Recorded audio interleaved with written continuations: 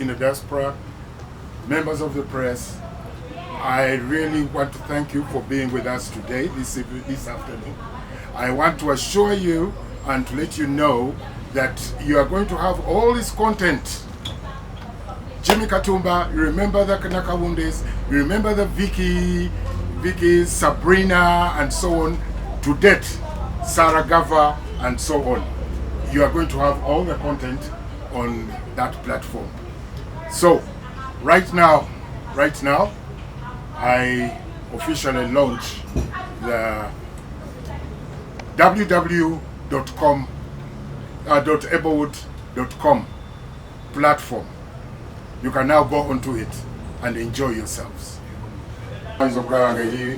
Familiar somehow, one of the series. So, sorry, to Sanze Banabali Chebakola, about the filming, well, filming about again and Maso. But then still, right now, Muliko online. Abantu bano, abantu abaliko online, never members of the press would love to see what you're doing.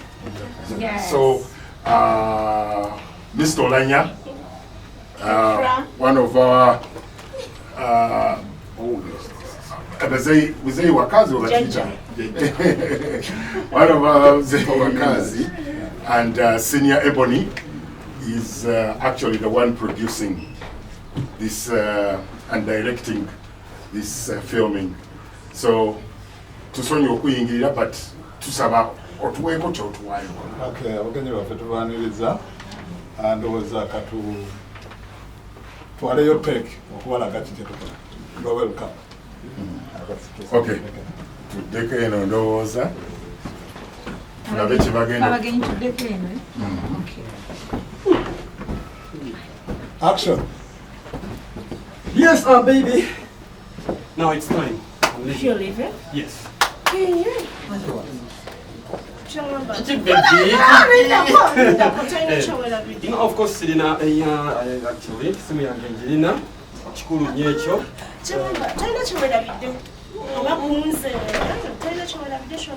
My jacket.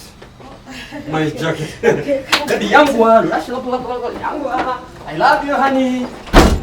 That's money till the birthday and money to your Tinjagam surprising. Gayono, Uri, Tino Wank.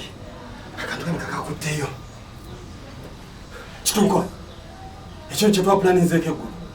Eh? You're not surprising. I'm going to be a film on a trip playing a windy. Eh? Catching out at this hours. Eh, Kaplanica was the number. I was a good yes, the money go at the Nakam birthday. Okay, eh, get up, wake up. Get up, come on. Eh, you know. So, Darling, you.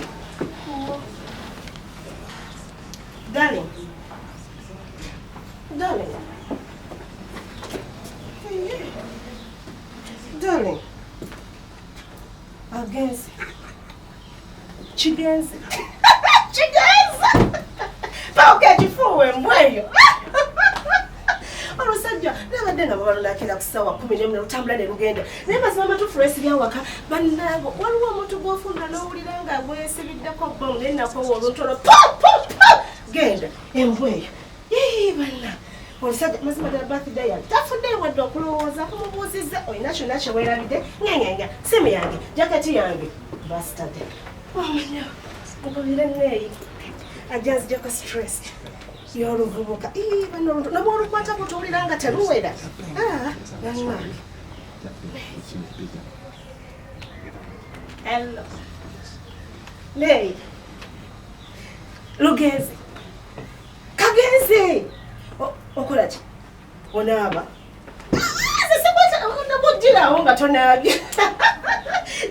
Jangu nawe chigeze jangu. Kale. Obasanga tia.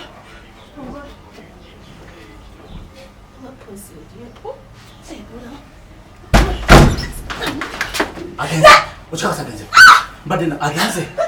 Confirm against it. Happy birthday to you. Happy birthday, but then now. Oh, no, listen, but then now. You take Badena.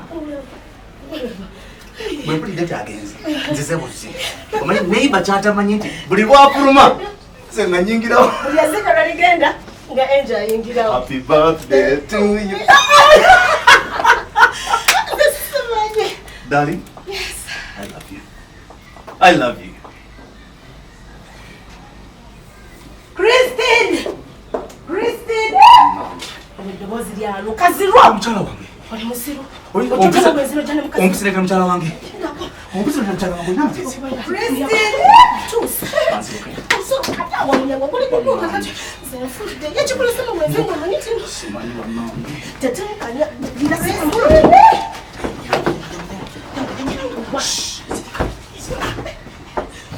Bane simanyi nti akwekwe kambi. Christine! Tuti banyo.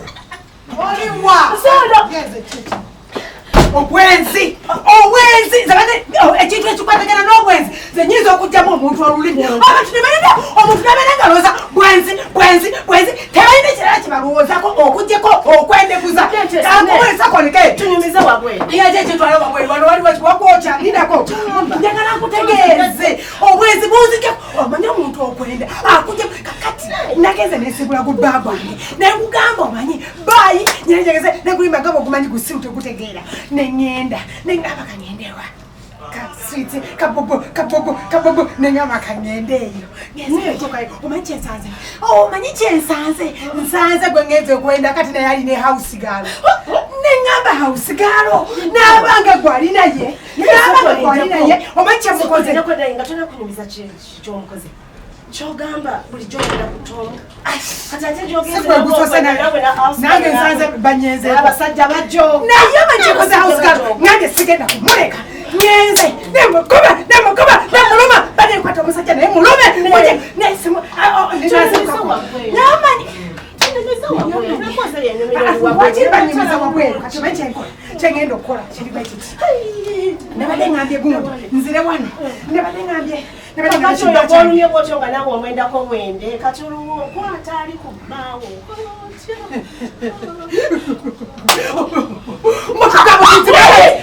nga nze banyendako nze banzizaako ate kankubulira olaba gokubbaa gwange ogwo kubbaa gwange namanyira ogwendako afasafa obasigusibu tegulinamu yadde amagezi agagamba nti oba leero omukazi kamukyusizeemu kino leero kanjiyeyo kino tayiyeya takyusa bamugamba okufuluuta afuluuta webaka kufuuwa tayinamu yadde kantu kagamba nti kaakano nkyusizaamu ani amusinga okufuluuta afuluuta tayiyako nze omanyi kati kyensigaza kumusakulira butwa kuba omuwaabunywe afe manye nti oyavuddewo okusakula kinyabo okusakula byonna mbadde mbikumi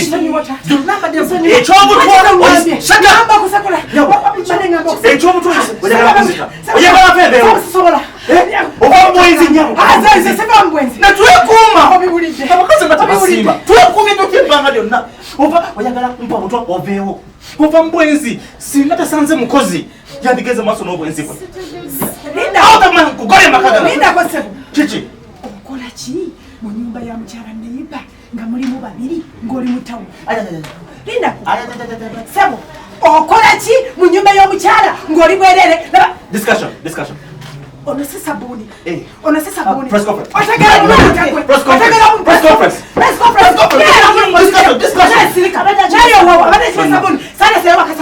ng'oli mu tawulo wafudde omutuukirivu oyo gwabutira tova mu bwezi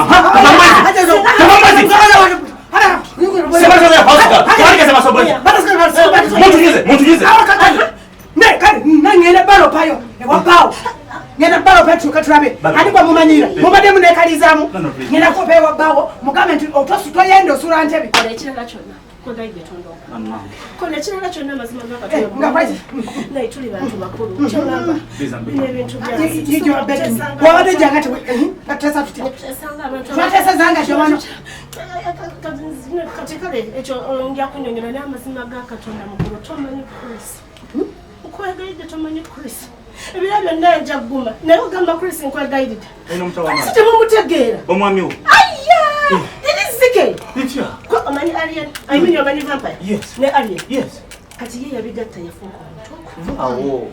Chris. Yasanga musanzi muganda wange nga tanamanya nti muganda wange tunyumya tusekanga abooluganda okutune kugwa wali. Wani kwa Chris? Chris yatema muganda wange okutune kugwa wali. Sayo siya Chris, mudeta Chris. Chris waliwo omusajja agambye yatambula n'embwa ye. Nantula n'angamba hayi. N'amugamba hayi. Chris yayita embwa y'omusajja. N'agikwata n'agiweta. N'anoonya ekicupa n'asakula ekicupa.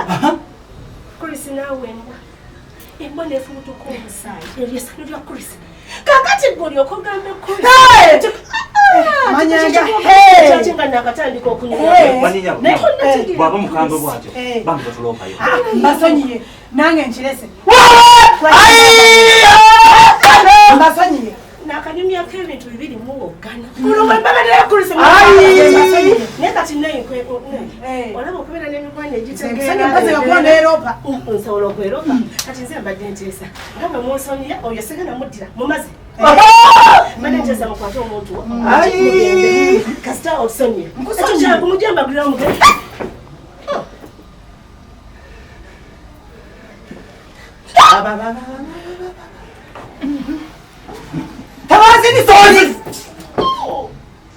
Okay, cut. Thank you for coming. We are happy to have you here. I got the one in Dr. Bosa Kamange while you get there to read on Facebook. From your page, Bagula, Banagana, Nevi, twebaza nnyo bannamawulire abazze wano twebaza nnyo kuba tunaffe tukolera omulimu munene okuba nti abantu batumanya. Thank you so much. Thank you for coming. Thank you for loving the Ebonies. I know everyone now is asking nti yini ate waliwo akantu ke tutategedde ku mukyalo oyo eba switch tugitekako mutwesi n'alyoka rappinga. Give them that a little bit. I know they would love to get that from you.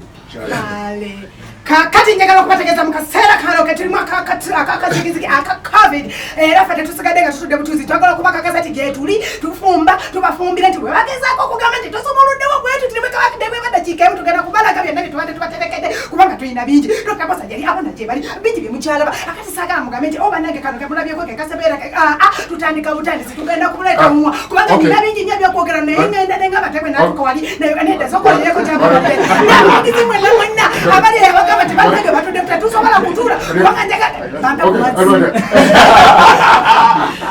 Okay, thank you very much. We've got that mukulu wa laavu Ketra. Yeah, wo. Ketra.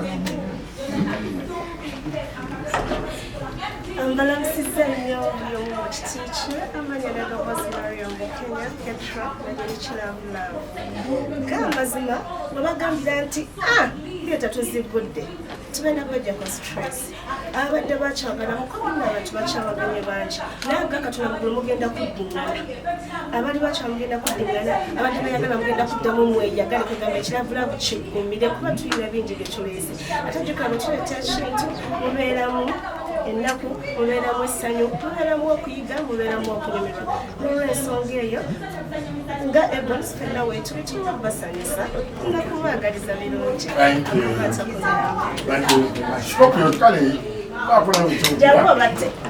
Obadde mutemu waffe baako gy'ogira banange mwebale tutwagala bannamawulire baffe mwenna tusanyuse nnyo okujja ne mutukyaza n'abali ku online bannaye mwebale nnyo please mutulabe mujje mutuwagire mujje Dr. Bosa waffe nga babalaze kamera ez'amaanyi buli kimu mujje mutupangiseeko ate mutwegatteko ga tukole ekyamaanyi nnyo ekyakabi. We love you so much, we respect you all. Thank you so much. Thank you once again. And please guys, so this is just one of our sets.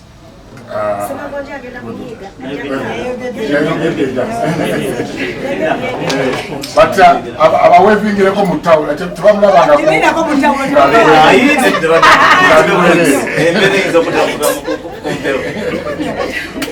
Okay, thank you. But you can continue with your filming. I know tubayingiridde now for and to us as rehearsals.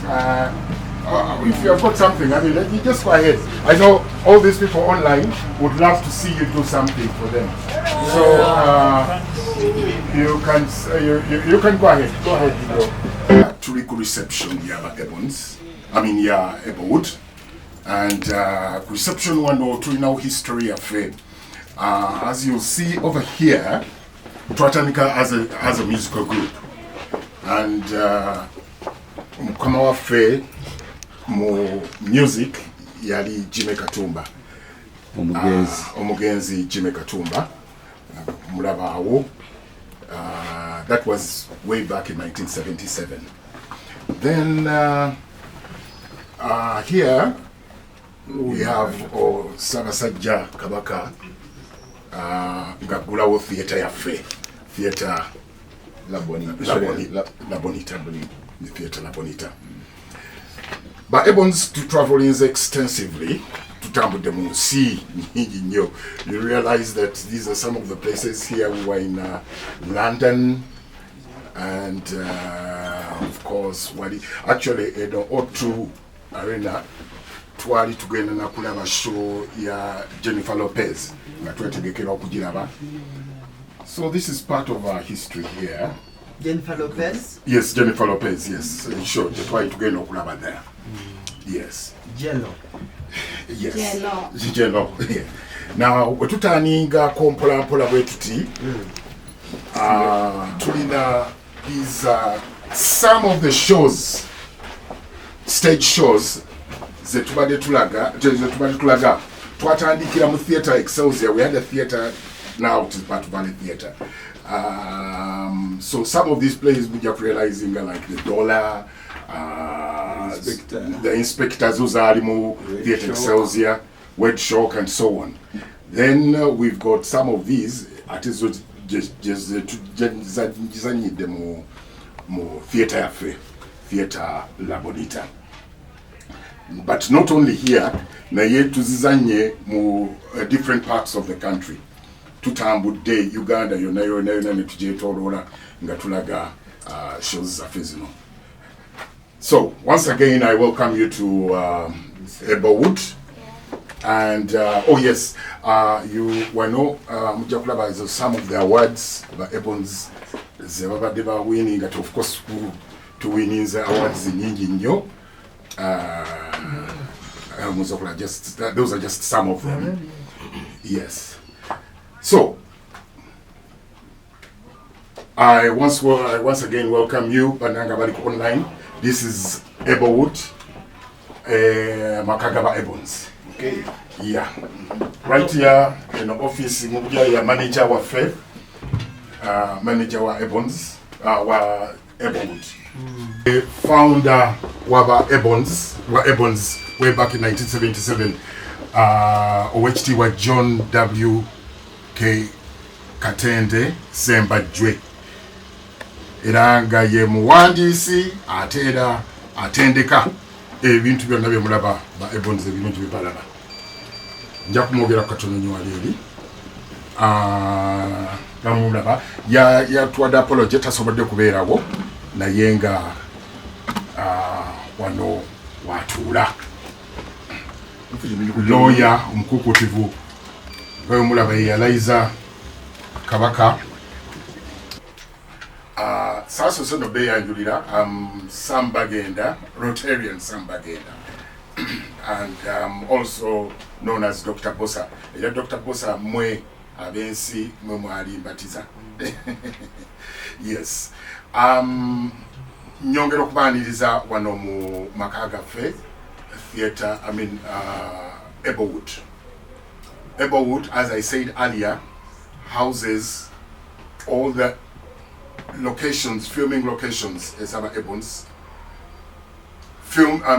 Rehearsal venues is our Ebonies. It also houses the VCL studios, our audio and visual studios.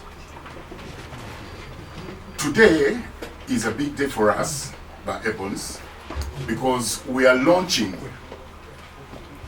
our first online streaming platform where we are going to put all our content right from 1977 when the group was founded up to date. This group was founded by Oichitiwa John W. Katende Sembajwe, a lawyer, but with a passion eyamanyi nnyo eya performing arts.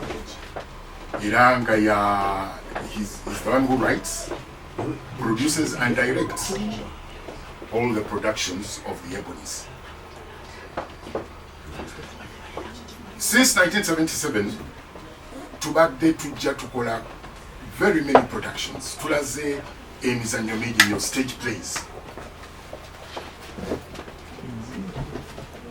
We started as a musical group, so there were stage productions, staged music productions by Jimmy Katumba.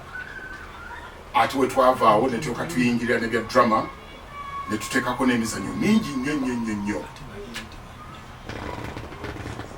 Ate we twavaawo ne tuteekako ne series ze mbadde mulaba, like That's Life Matu, Bibaawo, Kitooberwa Lakat, Life Chechi, n'endala nyingi nnyo ze tubadde tu airinga, ze tu airinze mu period eyo. Tutaddeko stage musical shows nyingi nnyo. Currently tubadde tulina Music Tantal, which has been running before the lockdown, and we've had Romantic Night. It's also a musical show, stage show. N'endala nyingi nnyo. So all this content is all going to go on this new platform, www.EBOWOOD.com. Tugenda okulaunchinga olunaku lwa leero. We are launching it today. So I know there are some people who enjoyed plays like The Dollar, plays like Daisy, and so on. You are all going to have these plays. You are going to enjoy all these plays on this platform.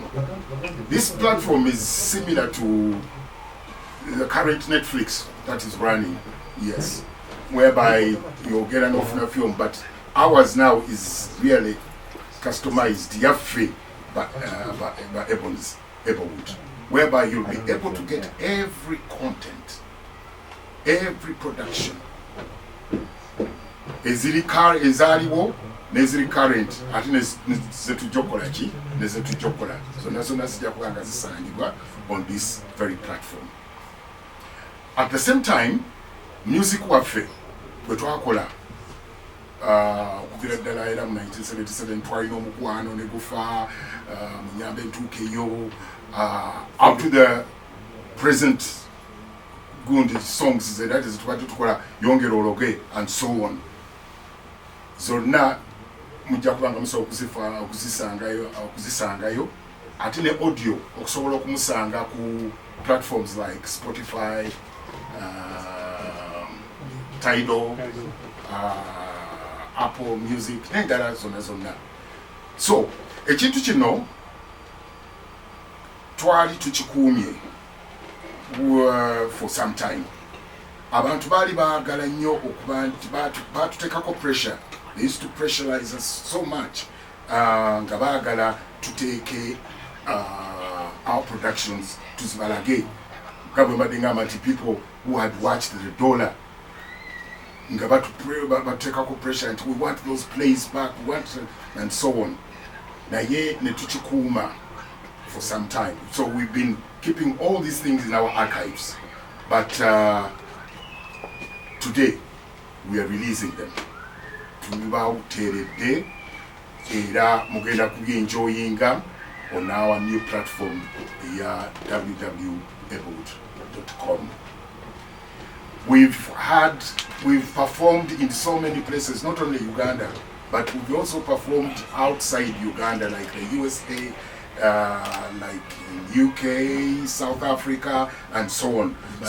Dubai, all this in Rwanda, all these performances, you'll be enjoying them on this new platform.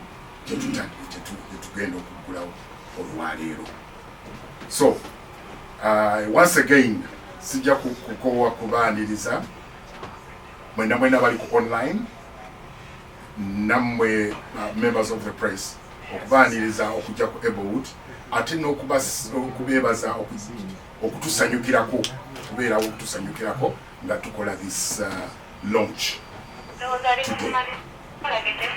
I now want to take you, we are going to have a small tour mu EBOWOOD wano mulabe studios, mulabe filming locations, mulabe our rehearsal venues. Na akasera kanaba katuwadde tukafunye akatumala. So we are going to see just some of them. So thank you. Can you please to take our history of faith? Some of you, I guess, ndozanze kanze nalizaliddwa nga tukozesa amayinja gano on turntables. This is way back when many of you were not born. The jukebox. Yes. So tuhangizeko na by some of the musicians about inspiring people like Bill Cosby and Elvis Skeeter Davis. All these about inspiring okubanti tubeera mu this industry. So tetwagala kubeerabira kwe kubateeka wano mu as you go to our audio studio. Tubamanyi Sarah Fauzia nakiboneka Sarah Gava mutusonyiwe tubasanze mu recording but as you know olwaleero we are launching EBOWOOD that platform where tugenda okuteka all our works, all this music byonna.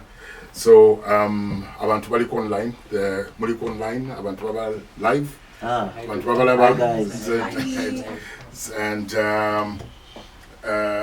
once again I would want kubategeeza bannange mwenna nti this is one of our audio studios and Sarah, just say a little thing about manyi bagala okuwulira ku ddoboozi lyo before we go ahead. Bagala okuwulira abambalowooza nti oba Sarah ddala ayogera. So great. This is the real me. Tusanyusa okubeera nga tuli wano nga tulaunching platform yaffe eya EBOWOOD egenda kuba online platform.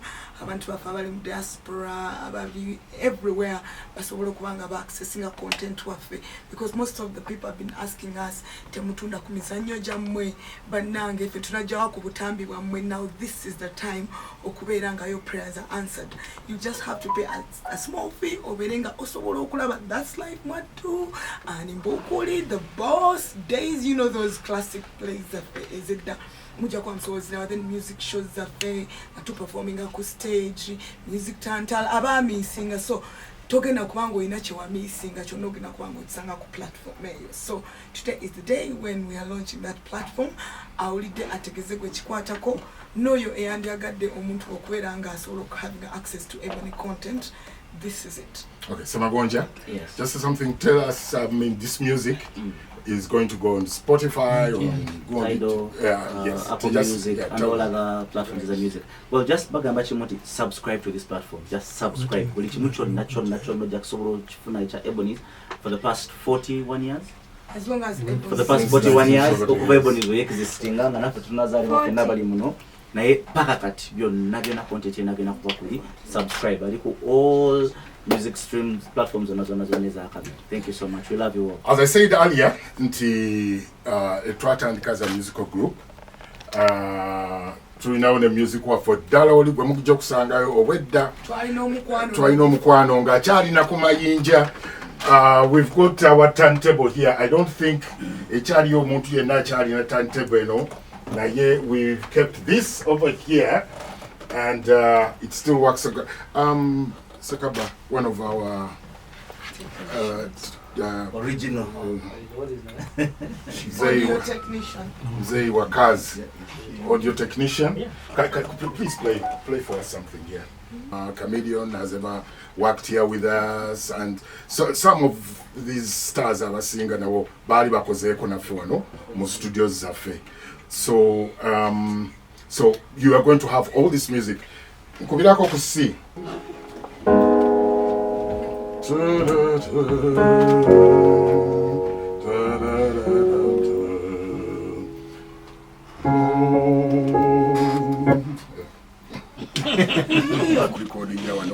So we record them from here, and eringa controls zikolachi zibakwata babakwatira eri mu control. So this is one of our sound studios. We've got a green screen, but a green screen. Nayate na yo technically it's called a chroma cloth, and tutela okufilmingirako abantu. Some of you muyinza okulaba omuntu nga abadde wano ate ne tumufilminga nga atudde mu nnyonyi oba nga atudde mu. So this chroma ye green screen, abafilminga bakimanyi bulungi nnyo, mukitegedde. That's good. So this is just one of our sound studios. Can we please? In our visual studio. This is where it all happens. The kitchen. We've got quite a number of editing suites. Nyingi kama mulaba. Editing suites nyingi nnyo. We've got that's life matu, and by the presenting try katandika okumutike, but try filming a kuvadda nnyo. When we were starting to film that's life matu, one was this these steps you'd love to hear. They're pneumatic steps. Zetwatandikirako okumurecordingirako. So we've got all this here in our archives. Then we have one that you have to take up better come.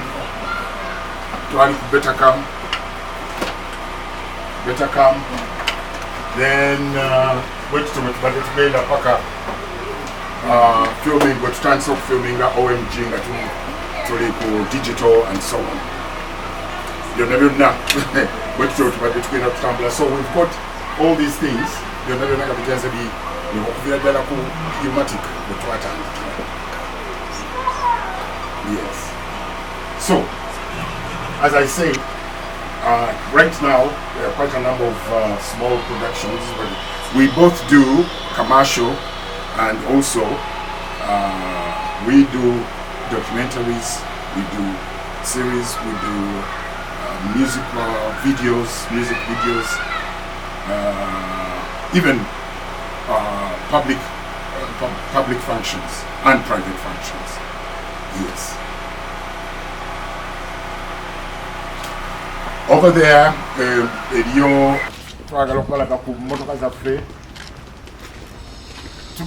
as I told you, into performances tubadde tuzikola up country. So these are some of our cars that help us ferry the performers, and also the stage and the technical team to a particular location. The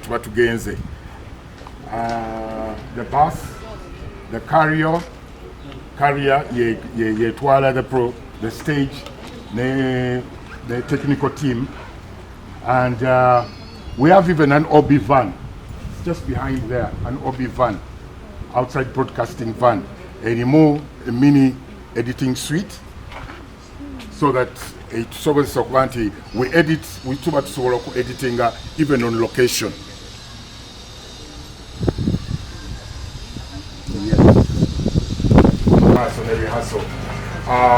Before we take our productions to Theatre La Bonita, we first rehearse, then we tulabanga perfecting.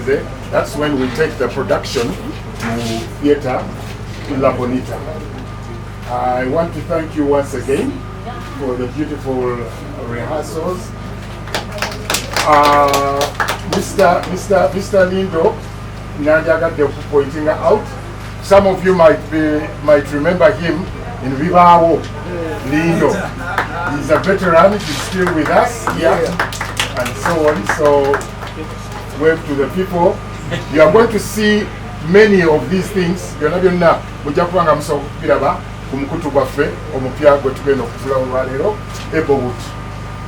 Thank you, the beautiful girls over there, our good dancers, Mama Ziraba, the instrument players, our instrument players over here. That is so good. Thank you so much. Ebonies Launching. This is also another set. Unfortunately, our time Getulina won't be able to show you sets on Zetulina Muno. Naye, you know, it is a bar. It is a bar, and when to filming eventually the more scenes the same mulaba natuli mobala and so on. Baba bitubana actually tubakotebu masamba mbiro we batibadi tabala setting and settings bulungi. But I just said to get to mulabe koko just where we film like the bar setting and so on. So as I said, the two jokes are about all the sets, but to someone dokwala kakwezi mukuzimu kuzetulina amine ziriwo. And can we let's just go. And the members of the press, I now welcome you to this set. The Ebonies tugenda kutandikawo a new series. Zetutandiseko of filming. We've started shooting our new series, and zaminundi ebiri. But one of them is urban life. Urban life, to focusing at the youth mainly. It is 90% in English. It is 9% in English. So this location here is basically a set a year since Ezigenda Okubera is one of the sets. Is job filming scenes the urban life. One, as you realize, as I said, it's basically focusing on the youth. So it is a hostel kind of setting. We've got boys wing over there, and we've got the girls wing over there. That's the upper floor outside there. You've got the upper floor. Then girls wing over there. Then we've got the warden's office. So chikwa picture, really it's going to be focusing on the youths. We also have another one which we have already started shooting, Jebaita Fire in the House. Nainga you're focusing basically on family, day-to-day lives, more family. And it is also 90% in English. Tujakuba advising when we'll start airing that. But of course, now most of our works, even these, tujakuba to be taken to platform here, our new platform here, www.EBOWOOD.com. I would like to emphasize again we started in 1977. All the content, all the works, all the productions that we've done since 1977, you'll be able to get them on our new platform, the one we are launching today. We've done so many stage plays.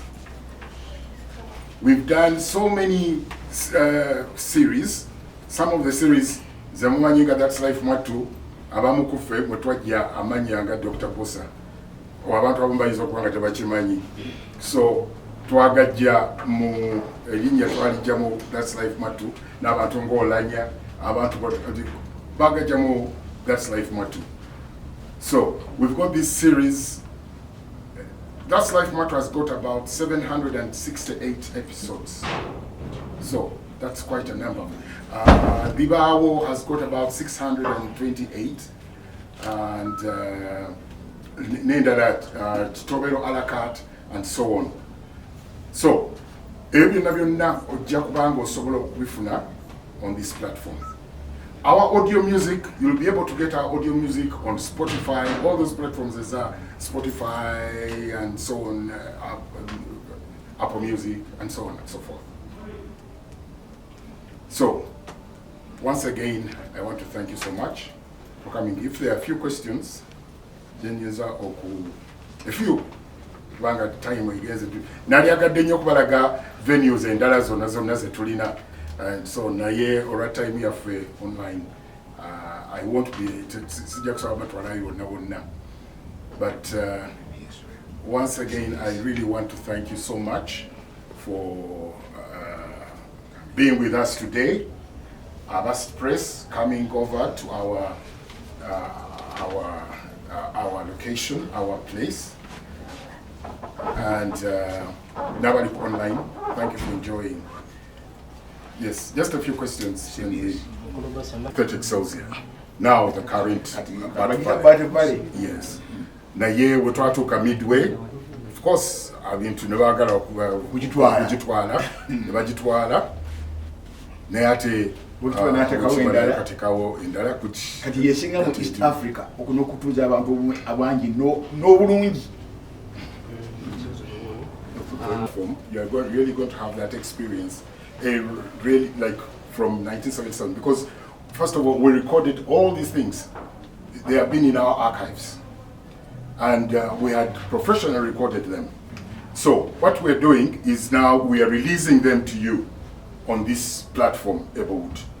So you're really going to enjoy the shows as they were during that time in 1977, during the times of Jimmy Katumba, during the times of That's Life Matter, the Nakawundes, when we were with the Nakawundes, the late Dick Katende, and up to date. So that one, I want to assure you that you're going to have all that. You're really going to have that experience. Secondly, for this, I don't really want to say much about this. Talk about this, the regulations and so on, because we're also still trying to understand them. It is still a bit confusing. So I want to be, I wouldn't like to say much about it until we are really very sure and we really understand them. I mean, it's something that was brought to us, and we're now trying to internalize it. Everyone is internalizing it in his own way, and then we shall soon come up with. Right now, I really can't understand. I can't answer that question here. Okay. But this month marks 5 months since the lockdown was announced. At the Ebonies is about 100 people that live off the livelihood of the Ebonies. How have people been surviving, and what's the future of theatre La Bonita? Of course, as soon as the lockdown is moved, definitely we are going to start in full swing. We have not been seated. We've been creating quite a number of things, and we've got quite a number of things in our can.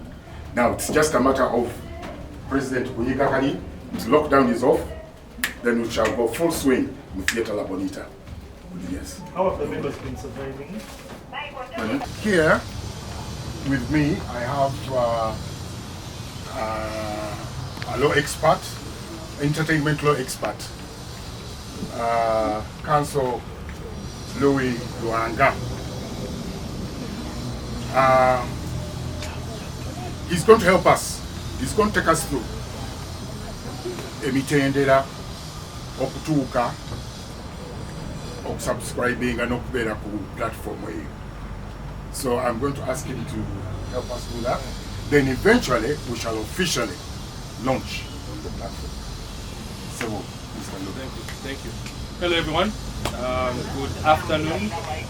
A very big greetings to all our fans watching us from all over the world and those watching us locally. It's a very exciting day because today we are launching the Ebonies online platform.